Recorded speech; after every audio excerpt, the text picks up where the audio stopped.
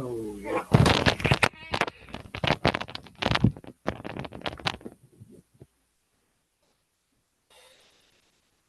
Hello, everyone, and welcome to another edition of our show. I've been trying to think of a title for this series in which I do like part audio biography, part diary, part product review, and God knows what else. The title I came up with, which, who's going to agree with it, really, is What Can I Say? So we might call it that.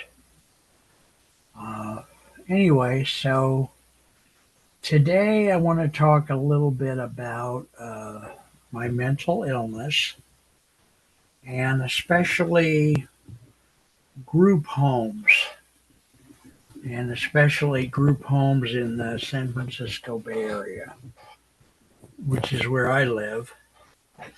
Uh, I've lived here I still live in the San Francisco Bay Area. I changed counties a couple years ago, but I lived in Santa Clara County for about 50 years. And now I live over in Alameda County. But let's see. I came out here in 73 from Ohio. No, I came out here in 73 from Arizona. I was in Arizona for about a year and a half. Had a lot of fun adventures in Phoenix area. Uh, so then I came to the San Francisco Bay Area in 73, and I came here with a lady friend, and we were both going to volunteer at the Center for the Study of Nonviolence, which was in Palo Alto, founded by Joan Baez and Lee Swenson. So we were going to do that, and when we got here, the day we got here and the day we walked into the Center for the Study of Nonviolence, the place was closing permanently. And of course, back in the day, I was a hippie. I won't speak for her, but I was a hippie at least and hadn't even thought about calling ahead or anything. Probably didn't have a phone anyway. That was 73, of course. So we moved to East Palo Alto where the rents were lower. We were living in an apartment building across the street from what was then Nairobi Village. And those of you that remember the East Palo Alto in the early 1970s will probably remember there was a shopping center there called Nairobi Village. And our rent for a studio apartment was $90 a month, which, at the time seemed like a lot. She let me live in the closet. My room was the closet. So that was interesting. I had hair down to my waist at that time and a red goatee, which was rather large. And those seems like centuries ago. It was in the last century, but it wasn't centuries ago. So we then decided, well, we want to volunteer in the peace movement. So I started volunteering in a couple of places in San Francisco.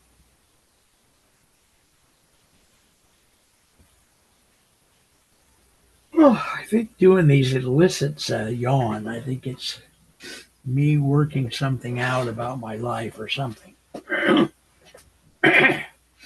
So let's see. Anyway, I went up to work at the War Resisters League, volunteer there, and I volunteered at the War Tax Resistance. That was the both of those were fun.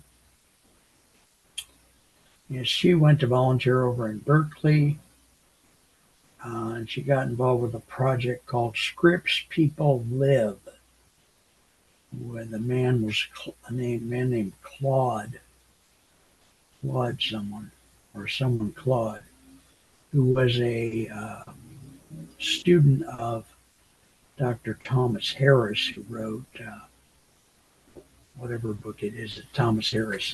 Thomas Harris is famous for. I can't remember the book now, but it's very famous. Maybe I'll Google it while we're here. What else?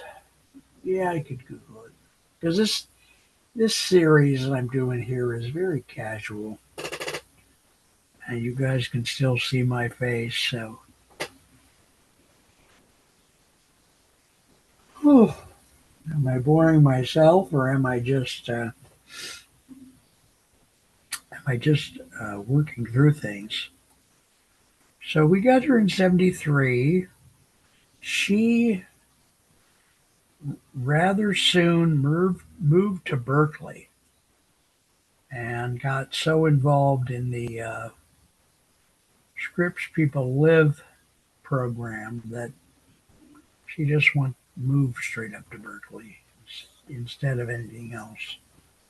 So that was pretty cool for her. And I stayed in the apartment for a while, not really too long. I didn't think I could afford it on my own. uh, I don't know where I moved next, but it might have been over onto Alma Street in Palo Alto. Uh, they have a Thomas Harris. Hmm. There we go. I'm okay, you're okay. That's the book. Dr. Thomas Harris. So he wrote that book, of course, and this Claude guy, who I'll look up too,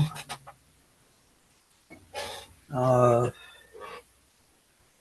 was a student of his. I mean, he was an adult by the time my friend got over there, but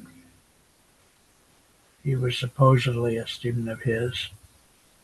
And so I did the, War Resistance League and the War Tax Resistance, I think both. So, and then what did I do? And then I went to live over in Palo Alto instead of East Palo Alto. And I moved in with a couple who rented out rooms, a man and a woman. And that was fun. The woman was very nice, and we got along well. And her boyfriend was a very interesting Italian guy who,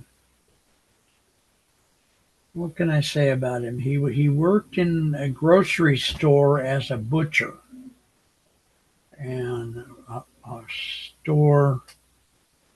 Anyway, I don't want to say which grocery, but he worked in one of the groceries.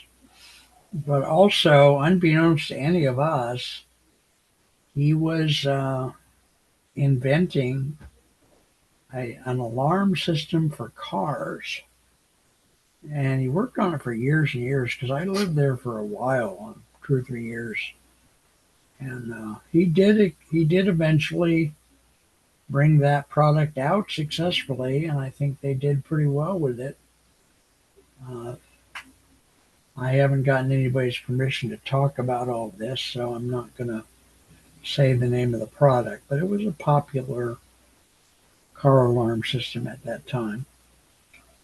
And I got a job in downtown Palo Alto on the corner of Cowper and University, on the corner at that time, 74, 75, was a copy shop.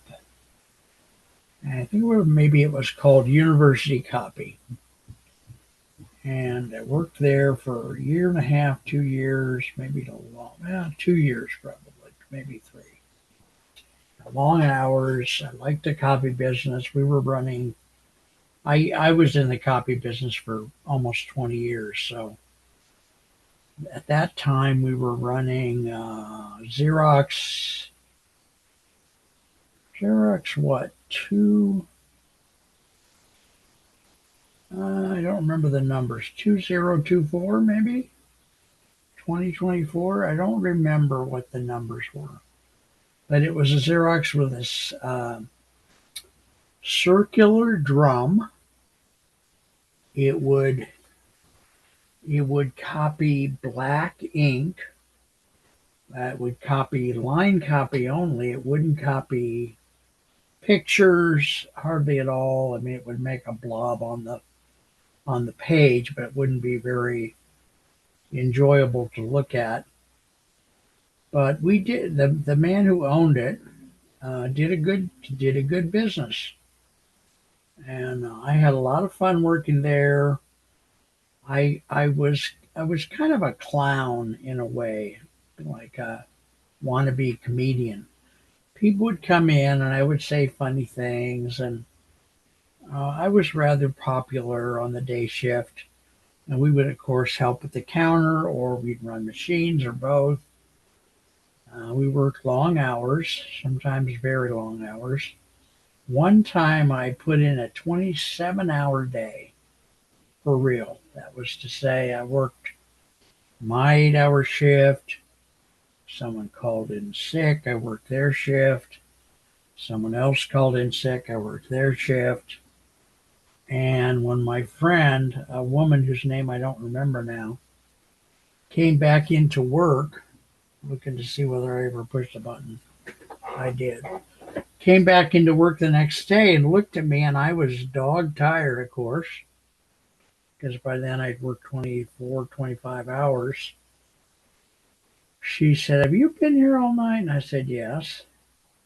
So she went into the boss, I think his name was Al, and she said, "This is ridiculous. You've got to let him go home and go to sleep." She took me out, and I've never been a drinker, but she took me out for a beer, I guess just to make sure that I could get to sleep. And so I went home and slept like 12 hours or some ridiculous thing to recuperate. Uh, that was a fun place. I liked the business. I think I had worked actually as early as 73. I worked in the copy business late, I think November of 73. I got into the copy business, and it was a funny story. And by the way, that Scripts People Live guy is named Claude Steiner. I've got him here up on the computer. So, but anyway, in Menlo Park, I had worked before that. When I first got there, I think my first job was at a root beer, drive-in root beer. I think it was what was the name of that root beer, drive-in root beer company? It was two initials, A and B, or A and W. That was it. So I worked there for a while. I think I got fired, if I remember right. And I was out looking for a job, and I went into this store in Menlo Park. And it was a very, very tiny, if I told you how tiny it was about the size of maybe 6 telephone booths. And those of you who don't know what a telephone booth is, go ask your grandmother and she'll tell you. Um, anyway, I went in. There was a man there, a big man with yeah, a man 5 foot something, 5'6", with a big beard, and he said, he started to interview me. Very, very small company with a small copier. So he asked me, he says, "Are you good with math?" And I said, "Well, no, not really. I have never really been that good with it. I'm more of a writer." And then he said, "Well, are you good with machines?" I said, "Oh no, I really And I told him a story one time when my dad asked me to go get a pair of pliers, and I brought him back a screwdriver. So that man says, okay. Just didn't say, oh my God, or anything. He said, okay. And then he asked me a couple other questions, and I said, no, don't really know how to do that. So I put my hand on the door, thinking obviously I had failed the interview. And he said, when can you start? I can start tomorrow. So it turns out that he taught me a lot about copiers. We had a little copier, one little copier, and I cannot remember the name of it, that brand at that time. Might be an Olympia. I don't know what it was. It was a pretty good copier for its day, slow but good. And that company was run by a man named Archie Goff. And he, trying to remember, and obviously I can't remember everything. I've waited too long in my life to make this series. Uh, anyway, Archie Goff was a nice man, rather old man at that time, very tall, very thin. Um, yeah, so the other guy was Roger, and I came to call him Uncle Roger. And the man who interviewed me, he was kind of my size, 5'6".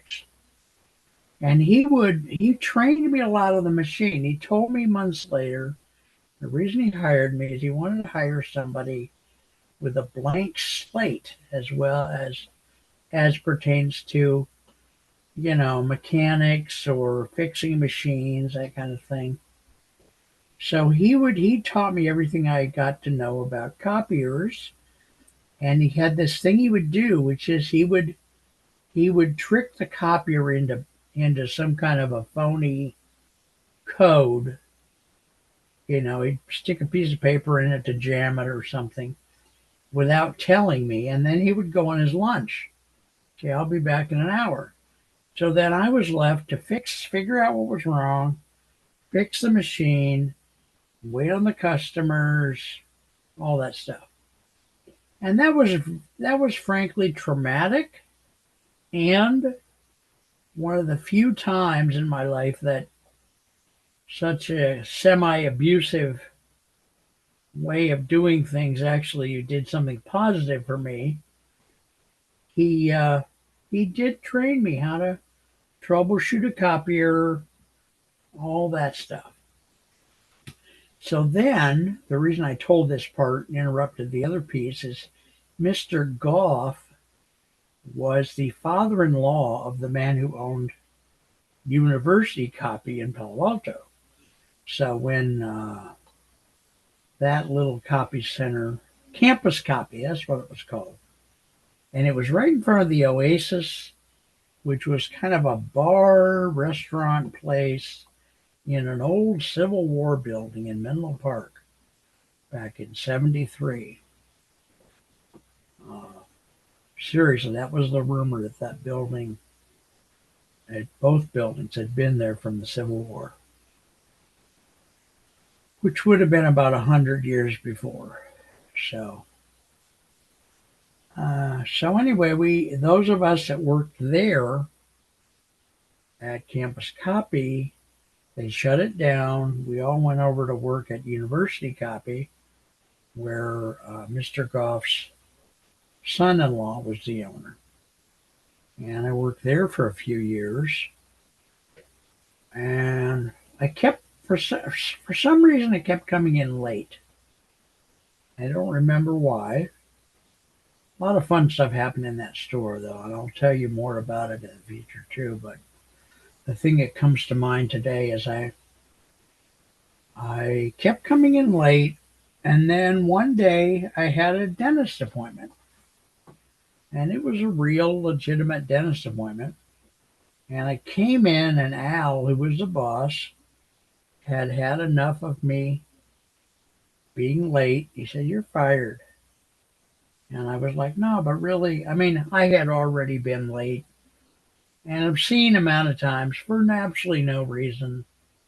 I lived in East Palo Alto and I'd bicycle back and forth, but my bicycle was kind of windy, what you do on a bicycle. So, because I didn't have a car. So, anyway, he fired me, to make a long story short. And at some point in the future, I don't know when it was or how long it was between jobs, some point in the future, I was on the Stanford campus. I just wanted to see the campus. I'd heard a lot about it. It's supposed to be very beautiful, and there's all this and that to see. So I went on campus, and while I was there, I just thought, and this all happened very, very organically, very just blindly, really. I said, well, I'll fill out an application since I don't have a job. So I did. I filled out an application, and lo and behold, within some X period of time, I got a job there running a copy machine. Only this time it was a very large, the newest thing on the market, which was a Xerox 9200. And I used all the training I had learned to learn this machine, the 9200.